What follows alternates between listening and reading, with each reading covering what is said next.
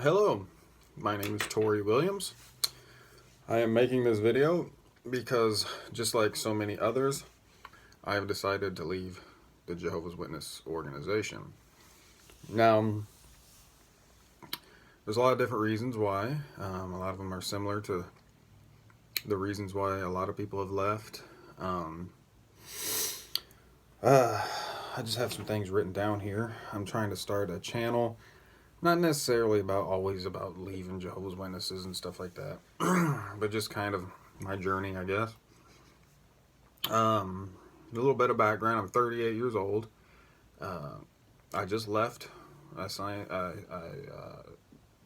wrote a letter to my local elder body and told them I would no longer like to be a Jehovah's Witness. I believe they're going to announce me this Wednesday. So basically, I've been a Jehovah's Witness for 38 years. I say that because that's how old I am, and I was born into it. Both my parents are Jehovah's Witnesses. All of their siblings and all of my siblings and aunts, uncles, both sides, everybody is a Jehovah's Witness. My wife, my kids, everybody.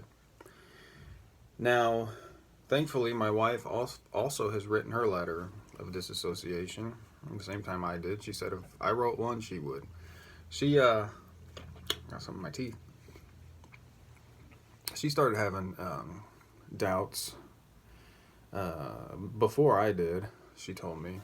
She was just afraid to tell me, of course, because you know how it goes if you're a Jehovah's Witness.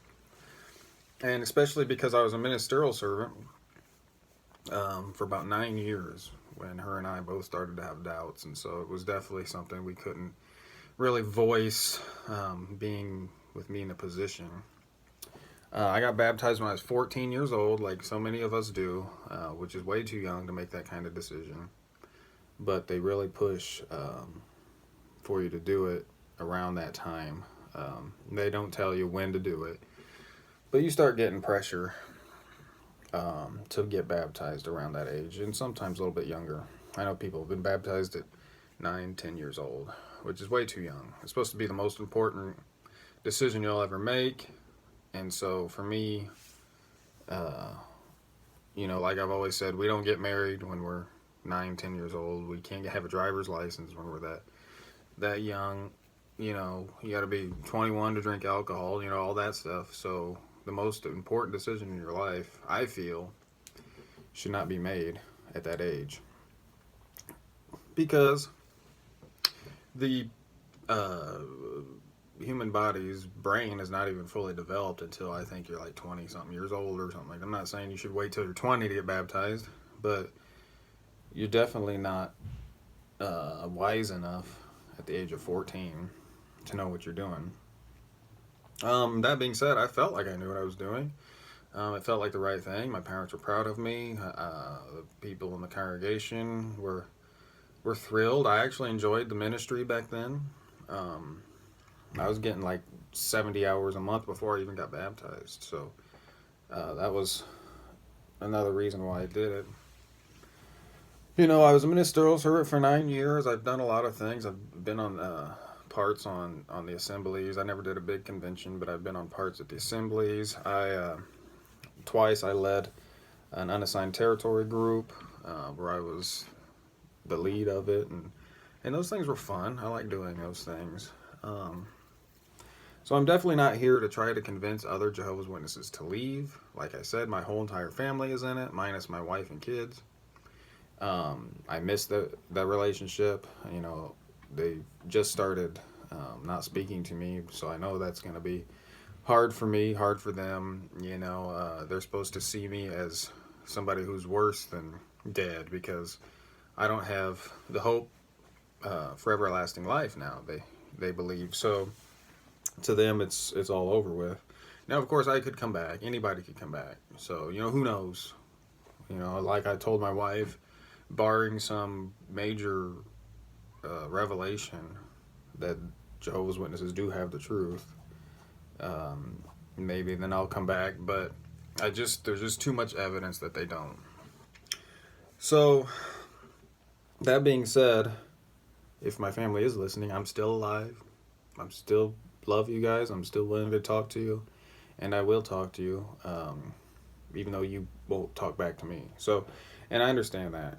I've done the same thing as a Jehovah's Witness to hundreds of people. So, uh, no hard feelings. But that being said, I've just come to a whole different set of beliefs. I believe that Jesus, he did not have that mentality at all. He did not shun people. He did not. Well, let me rephrase that. He did shun people. He said he told people to shun. He told people to not be sitting with sinners, that being tax collectors and people like that, which were just bad people. He said don't have any dealings with them at all. And we all know that kind of people, just bad people. Today's in today's world, it would be like cheats and liars and just all around, those type of people that you just don't mess around with. I don't believe that he was talking about rank and file people who just are struggling with their beliefs or make some mistakes, and Jehovah's Witnesses disfellowship people for those type of things. And I don't think Jesus was talking about that. He didn't shun Judas, knowing that Judas was going to betray him the whole entire time Judas was with him. And he even let Judas be involved in a lot of their ceremonial things and activities that they did, knowing that he was going to betray him. Peter as well. He knew Peter would betray him as well, but he loved Peter. Peter was one of his best buddies, so he never shunned him as well. So, I'm not going to get too deep into that. Just my final straw was the lawsuits, the many lawsuits that are happening that Jehovah's Witnesses are losing because of their two-witness rule and molestation. When it comes to molestation, and now they're losing those trials. And like I told somebody, they're involved in things that would make the Catholics blush, and we all know what I mean by that. And of course, the thing that really got me is the giant building they built in Warwick. They had all the people going there to volunteer for it, and it just never sat well with me that they're encouraging us to downsize, sell our homes, preach, get rid of everything, and live as simply as possible. Go to where the need is great if you can, and